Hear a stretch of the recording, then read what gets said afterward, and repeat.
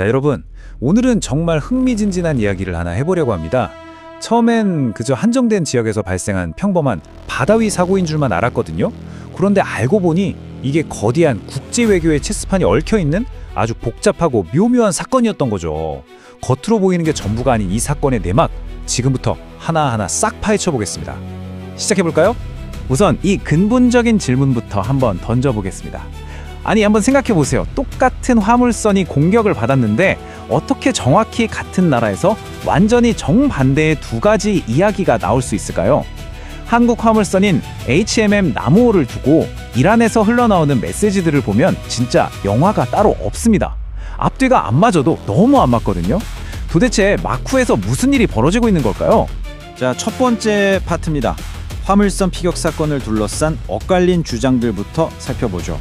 이번 사건의 피해 선박입니다.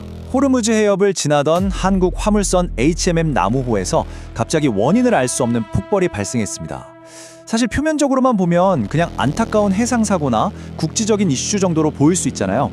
그런데 사건 직후에 튀어나온 반응들이 이 작은 불씨를 전 세계적인 관심사로 확 키워버렸습니다. 여기서 진짜 기가 막힌 대목이 등장합니다. 이란 국영 매체 프레스TV가 보도한 전략 분석 칼럼 내용을 한번 보시죠. 이들 주장이 정말 놀랍습니다.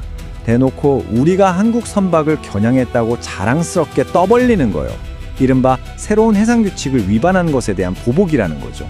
게다가 이 공격이 물리적 행동으로 이란의 주권을 수호하겠다는 명확한 신호라면서 자기들의 그 비대칭적 군사 억제력 덕분에 미군의 작전마저 단 48시간 만에 멈추겠다고 엄청나게 과시를 합니다. 아주 철저히 계산된 군사적 타격이었다, 이런 그림을 대내외적으로 그리고 있는 겁니다. 자, 그럼 두 번째 파트로 넘어가서 이 매체 칼럼과 대사관의 해명이 어떻게 극명하게 엇갈리는지 한번 확인해 볼까요? 양측의 입장이 대비되는 걸 보면 정말 압권입니다. 한쪽에서는 주권을 지키기 위해 물리적 타격을 가했다고 무슨 훈장처럼 자랑하고 있는데 주한 이란 대사관 측은 어땠을까요? 선박 피해에 이란군이 연루되었다는 모든 의혹을 단호하게, 그것도 아주 전면적으로 펄쩍 끼며 부인했습니다. 무려 180도 다른 태도잖아요. 한 나라에서 국영 매체는 공격을 자랑하고 공식 외교 채널은 완벽하게 딴소리를 하면서 부정하고 있는 겁니다. 대사관이 이 상황을 무마하려는 방식이 더 재밌습니다. 주한이란 대사관은 급하게 성명을 내고 그 국영 매체 칼럼은 단순한 외부 분석과 개인의 의견일 뿐이다 라며 선을 딱 그어버렸어요. 공식 입장은 절대 아니라고 서둘러 진화에 나선 거죠. 그런데 여기서 진짜 코미디 같은, 아니 정말 놀라운 반전이 뭔지 아세요? 한국 선박 공격했다고 자랑하던 바로 그 국영 매체가 나중에는 자국 대사관이 발표한 전면 부인 입장을 또 아주 상세하게 기사로 내보냈다는 겁니다. 이게 대체 무슨 상황인가 싶으시죠? 정말 혼란 그 자체입니다. 이쯤 되면 피해 당사국 입장이 궁금해지죠? 파트 3, 우리 한국 정부의 신중한 스탠스입니다. 청와대 대변인의 발언을 보면 현재 한국의 접근 방식이 딱 요약됩니다. 화재 원인 분석에는 시간이 필요하다. 아직 구체적으로 말씀드릴 바는 없다. 한마디로 철저히 관망하겠다는 거죠. 지금 저쪽에서 앞뒤 안 맞는 메시지로 혼란스럽게 치고받고 있는데 섣불리 그 진흙탕 속으로 뛰어들기보다는 사실관계가 명확해질 때까지 철저히 중립적인 입장을 유지하며 분석할 시간을 벌고 있는 겁니다. 아주 현명하고 신중한 태도죠. 자, 여기서 오늘 살펴볼 내용의 가장 핵심적인 질문 들어갑니다. 도대체 지금 이란은 왜 이렇게 헷갈리고 엇갈린 메시지를 던지는 걸까요? 자기네 대사관이 바로 부인할 내용을 굳이 국영 매체가 자랑하게 내버려두는 그 진짜 속내가 무엇이냐는 겁니다. 이 질문을 던지는 순간 국지적인 선박 미스터리에 머물렀던 우리의 시야가 마쿠에서 벌어지는 거대한 지정학적 체스판으로 확 넓어지게 됩니다. 파트 4, 이제 진짜 본질인 미국 이란 협상과 이란의 내부 정치 이야기로 들어가 보죠. 타임라인을 쭉 훑어보면 이 퍼즐 조각들이 기가 막히게 딱딱 맞아떨어집니다. 불과 2달 전에 모주타바 하메네이가 이란의 새로운 최고 지도자로 선출됐죠. 그리고 현재 미국과 이란 사이의 종전 협상은 고도의 막판 조율 단계, 그야말로 살얼음판 같은 결정적인 시기에 접어들었습니다. 그런데 이토록 섬세한 협상이 진행되는 한가운데 바로 오늘 페제스키안 이란 대통령이 산업계 회의에 예고도 없이 불쑥 나타납니다.